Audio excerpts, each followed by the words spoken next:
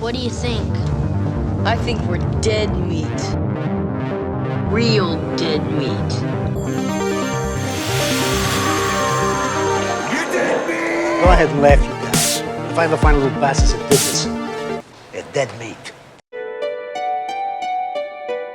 The movie begins with a blue light surrounded by darkness. The movie begins with a trap. The movie begins right where we left off, with Eric Matthews stuck in the shit room. The movie begins with the bell tower ringing. The movie begins with an autopsy. The movie begins on a dark and stormy night where this tatted up dude Seth Baxter wakes up chained to a workbench. The movie begins with a saw trap. Duh. The movie begins with a recap of the first one? What? The movie begins with some cops laying out a spike mat that makes this car have a real theme park stunt show style crash. The movie begins with a card of text setting up the situation in America 2022. Sounds like a pretty sweet place, with crime barely existing, with of course the one exception of title card. I mean the Purge. The one exception of the Purge. The movie begins by reminding us of how life under Purge is. The movie begins with Mark Bowling glamming out before Ray Davis's bass tones take over. The movie begins in Kuwait, a country we used to fight in. It was like 10 countries ago. The movie begins with bona fide badass Robert Muldoon supervising the delivery of a metal crate to his crew of Jurassic Park employees on Isla Nublar. The movie begins with a whole bunch of drone shots that really help sell the professional quality of this amateur film. The movie begins 4 years after the original on Isla Sorna, nearest to the original movie's location, Isla Nublar. The movie begins with a video on liveleak.com that shows the suicide of high school student Laura Barnes. The movie begins on Isla Sorna again, same island as Lost World, only nowadays it's restricted. The movie begins with a dinosaur egg cracking open to reveal a title card. The movie begins with a spaceship that does a flyby crop dusting near the Earth. The movie begins in the jungle, only we ain't talking Central America, baby. We talking the concrete jungle of Los Angeles in a fictional dystopia in 1997. The movie begins with a good boy who probably loves his mama, loves Jesus, and America too. The movie begins with a jack-o'-lantern and a title card. The movie begins with a little bunny Foo-Foo hopping through the forest, getting chased by Cujo, who wants to make him dead. The movie begins with Mr. Sandman performed by the Chordettes, beginning the franchise's weird fascination with that song. Wouldn't that song be more appropriate for like Freddy Krueger? The movie begins in Northern California in October, but not like on Halloween. No, this movie's giving us 8 days of runway till we get to the namesake holiday. The movie begins on Halloween Eve 1988, 10 years after the events of the first two films. The movie begins right where the last one left off, with the end of that riveting truck sequence and then Mr. Myers getting lit up by a bunch of guns until he falls down into a mine shaft. The movie begins with some crazy goddamn flashes that preview the wave of bullshit ahead. The movie begins with Mr. Sandman playing over some pumpkin carving, helping to remind viewers that this movie is a direct sequel to Halloween 2. Season 2 begins in Depression-era New York, where an angry crowd is hollering up at the apartment of, oh damn, that lady just got thwacked in the face with a fire poker. The movie begins at a new sanitarium where Laurie Strode is hanging out, wearing another wig and reminiscing about the time she murdered her brother 3 years ago. Yeah, remember that. The season begins with a flashback montage reminding us that Taylor is in some pretty big doo-doo thanks to Mr. Roger, the smiley murder man. The movie begins in a familiar town on a familiar holiday. The movie begins with a credit sequence and that amazing theme that I can't include in this video or else it'll get claimed faster than a new iPhone in the Lost and Found. But just look it up on YouTube if you've never heard it. It's amazing. The movie begins at the Smiths Grove Santatarium. Get it? Santa? Because it's Christmas time? The movie begins with a drive-by. Wait, what? The movie begins with OG Van Helsing, Edward Van Sloan, also this movie's Dr. Waldman, giving a word of friendly warning to the audience. I think it will thrill you.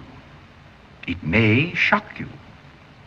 It might even horrify you. If this looks familiar, it's because The Simpsons parodied this opening in their first few Treehouse of Horror episodes. So if you have sensitive children, maybe you should tuck them into bed early tonight instead of writing us angry letters tomorrow. The movie begins with a first-person shot rushing through the forest, which was accomplished in a variety of ways. In this first one, Raimi hung off a raft with the camera attached to his arm, and later he would just have two dudes run through the woods with a camera on a 2x4. The movie begins with a voiceover hyping up the audience for the Necronomicon Ex Mortis. Roughly translated, Book of the Dead.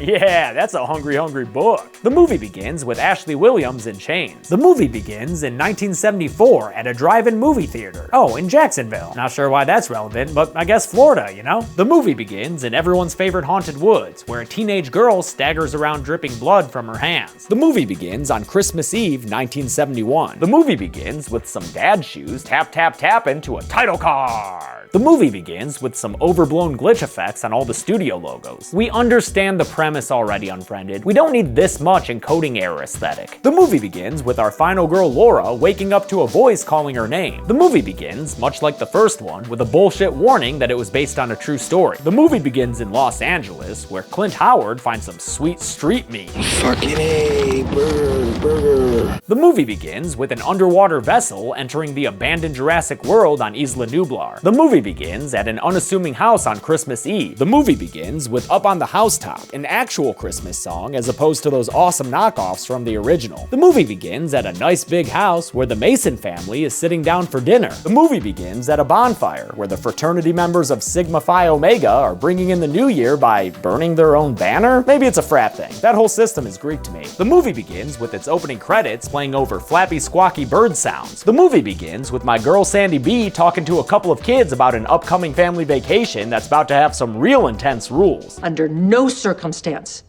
are you allowed to take off your blindfold. If I find that you have, I will hurt you. And don't even think about asking me to pull over for a potty break. The movie begins with a robbery perpetrated by a guy who looks like he's running late to a Grease Lightning rehearsal. The movie begins at the Smiths Grove Sanitarium, where uncomfortable close-ups and excellent sound design create an immediate feeling of unease. The movie, or at least the unrated version of the movie, begins in 1904, where a whaling station in Antarctica is looking pretty deserted, save for this freezer burn dude running around pissing himself silly. The movie begins right where the last one left off, aboard the Predator spaceship on its way home from Earth. The movie begins with a newspaper sequence that feels like it came from a Batman movie. The movie begins 89 days after an alien invasion that's left towns like this one completely deserted. The movie begins in the titular pet cemetery. The movie begins in a gothic castle? What? The movie begins with a scary Scary dude telling us what he does in his spare time. A pipe.